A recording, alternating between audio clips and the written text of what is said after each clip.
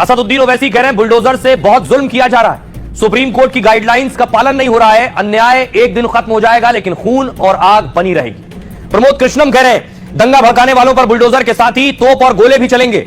संभल के सांसद बर्क भी रावण ही है। जो लोग योगी को अभिमन्यु समझने की भूल कर रहे हैं वो समझ लें कि योगी जी अर्जुन है।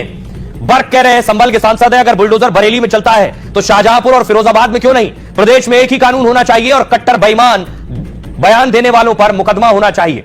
ब्रजभूषण शरण कह रहे हैं नेता बीजेपी आई लव मोहम्मद से हमें कोई दिक्कत नहीं है, लेकिन इसकी आड़ में देश में सद्भाव और माहौल बिगाड़ने का काम बर्दाश्त नहीं किया जाएगा। चंद्रशेखर रावण कह रहे हैं अगर बरेली में कुछ गलत नहीं हुआ तो पीड़ित परिवारों से क्यों नहीं मिलने दे रहे हैं? यूपी का शासन प्रशासन लोकतंत्र का गला घोट रहा है। अखिलेश कह रहे हैं कानून के हाथ लंबे होने चाहिए, हिंसक नहीं। बीजेपी सीधे क्यों नहीं कहती है हार देखकर हताश हूं? यूं लोगों को नजरबंद कर वो परेशान तो ना करें। आइए आपको सुनवाता हूं, सुनिए जरा सियासतदानों को। खुदा ना खास्ता एक ऑर्डर निकाल देंगे, मस्जिद है नहीं खाली जुमा पढ़ लीजिए, और इसका रास असर आप देखेंगे संभल की मस्जिद का जो मुकदमा चल रहा है। इस तरह का कानून बना दिए। अब तो हम हमारी मस्जिद को भी जाने से छीनना चाह रहे। हमारी मस्जिद नहीं थी, कोई और है।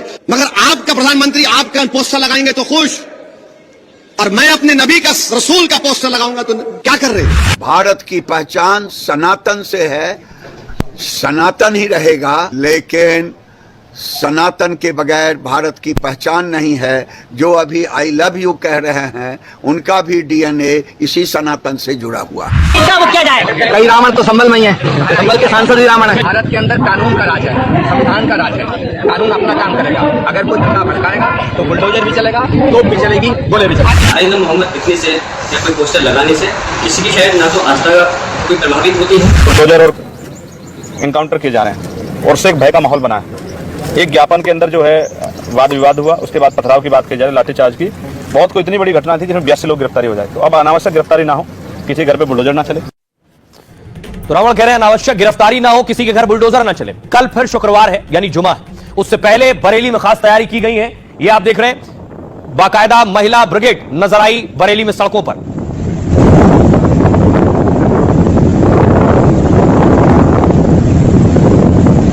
आपको बताऊं योगी की जो महिला ब्रिगेड है उसकी खासियत क्या है और क्यों उनकी तैनाती हुई है। यूपी में अब कहीं पर भी दंगाइयों की खैर नहीं, क्योंकि योगी की महिला कमांडो ने मोर्चा संभाला है। ये कोई साधारण कमांडो नहीं, इन्होंने बहुत खास ट्रेनिंग ली है। मार्शल आर्ट से लेकर गुरिल्ला वॉर में ये माहिर है। इन्हें बाकायदा आधुनिक हथियारों की ट्रेनिंग मिली है। ये भीड़ नियंत्रण से शांति बहाली तक में सक्षम है, मतलब दंगे और हर उपद्रव से निपटने में सक्षम है। योगी ने पहली महिला एसओजी की तैनाती बरेली में की है। 800 महिला पुलिसकर्मियों ने बरेली में फ्लैग मार्च किया और संदेश दिया कि बरेली में अब कोई बवाल नहीं होगा। इस महिला कमांडो का मकसद महिला अपराध को रोकना है, महिलाओं की आड़ में बचते अपराधियों को पकड़ना है। यूपी की महिला एसओजी की अगुवाई अंशिका कर रही है। अंशिका वर्मा 2021 बैच की तेज तर्रार आईपीएस अधिकारी हैं। फिलहाल वो बरेली में एसपी के रूप में तैनात है और इससे पहले गोरखपुर में एसपी के रूप में तैनात हुई थी। अंशिका वर्मा मूल रूप से प्रयागराज की रहने वाली है। बीटेक की पढ़ाई पूरी करने के बाद वो आईपीएस अधिकारी बनी है। सुनिए जरा अंशिका की तैनाती बरेली में हुई है, क्या कह रही है। जैसा कि आप सभी अवगत हैं, आज विजयदशमी का त्यौहार भी है और मिशन शक्ति फेज 5 भी चल रहा है। उसके दृष्टिगत भी महिला सुरक्षा हमारी प्राथमिकता रही है। उसके दृष्टिगत आज इनको सड़क पर उतारा गया है। ये पेट्रोलिंग करेंगी, रूट मार्च करेंगी और महिलाओं में जो कॉन्फिडेंस है वो इंस्पायर करेगी हमारी टीम। इनको हमने पर्याप्त ट्रेनिंग दी है। इनको सेल्फ डिफेंस, मार्शल आर्ट्स की, सर्वेलेंस की, क्राइम एनालिसिस की ट्रेनिंग दी गई है और सभी प्रकार की चुनौतियों से निपटने में बिल्कुल सक्षम है। जो बात मैंने कही कि कल शुक्रवार है, ये तैयारी पुलिस ने की है, कल कोई हंगामा और बवाल ना हो, इसलिए जो बवाल करने वाले थे उन्हें पकड़ लिया है पुलिस ने। तौकीर रजा के एक और करीबी को आप देख रहे हैं, नफीस, जिसकी गिरफ्तारी हुई है और पुलिस नफीस को पकड़ कर ले गई। अगली तस्वीर मैं आपको दिखाऊं। दूसरी तरफ बहुत से लोग जिन्होंने इस तरह के टैटू करवाए, एक शख्स को देख रहे हैं टैटू करवाया सीने में, और उसके बाद दूसरी तस्वीर देखिए, इनकी गिरफ्तारी हो गई है।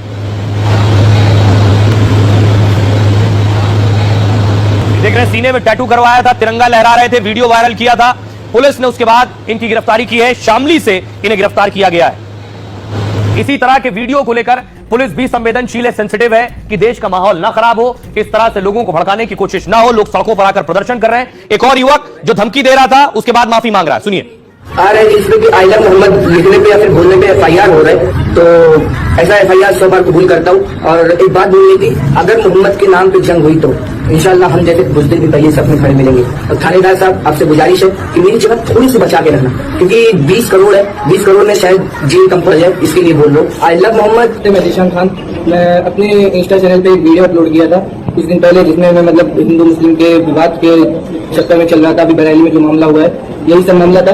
कि मैं आई लव मोहम्मद पे वीडियो अपलोड किया था, लेकिन उसमें मैं कुछ ऐसी बातें बोल गया जो मुझे नहीं बोलनी चाहिए थी, और उसमें मैं बहुत शर्मिंदा हूँ। मुझे आप सब माफ कर दें, आप जितने भी देशवासी हैं सब माफ कर दें। हम 150 करोड़ हिंदुस्तानी एक है, हम अलग नहीं। तो अभी आ रहे हैं जिस पे आई लव मोहम्मद लिखने पे या फिर बोलने, तो माहौल खराब ना हो इसलिए बरेली में बाकायदा अलर्ट किया गया है। पिछले शुक्रवार को नमाज के बाद बरेली में हालात बिगड़ गए थे और जुमे में फिर बरेली में बवाल ना हो इसके लिए पुख्ता इंतजाम बाकायदा किए गए। कई जिलों की पुलिस और रैपिड एक्शन फोर्स की बरेली में तैनाती हुई है। 6000 पुलिसकर्मी अकेले बरेली शहर में तैनात किए गए। पुलिस और सुरक्षा बल लगातार शहर में फ्लैग मार्च कर रहे हैं। ड्रोन और सीसीटीवी कैमरे से चप्पे चप्पे पर निगरानी हो रही। किसी भी तरह के प्रदर्शन या जुलूस पर रोक लगा दी गई है ताकि तौकीर जैसा कोई और भड़काने की कोशिश न कर सके। बरेली में 48 घंटे के लिए इंटरनेट सेवा भी बंद कर दी गई।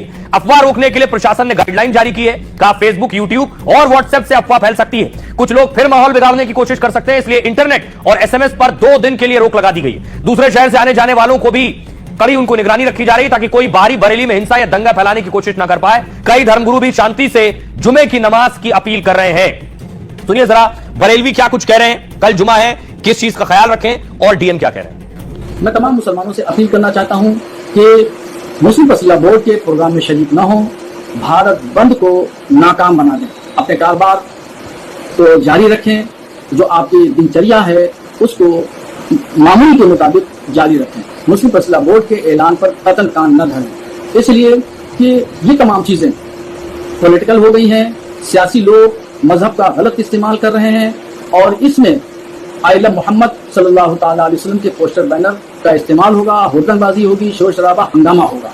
इसलिए इन तमाम हंगामा आराई से, ऐसी एजुटेशन से और सरकार के नाम की बेअदबी से आप सब लोग महफूज रहिए। स्थिति पूरी तरह से नियंत्रण में है। आप लोग किसी भी प्रकार से अफवाहों पर बिल्कुल भी ध्यान न दें। कुछ अभी ऐसे लोग जरूर हैं जो इधर उधर की बातें कर रहे हैं, र्यूमर फैला रहे हैं, उनके ऊपर भी हमारी सतर्क दृष्टि लगातार बनी हुई है। हम ऐसे लोगों को चिन्हित कर रहे हैं और निश्चित रूप से उनके विरुद्ध भी कठोर कार्रवाई की जाएगी। अगर कोई भी व्यक्ति किसी की भावनाओं को आहत करने की कोशिश करता है या किसी को कह सकते हैं कि अफवाह फैलाने की कोशिश करता हुआ है तो उसको पकड़कर उसको भी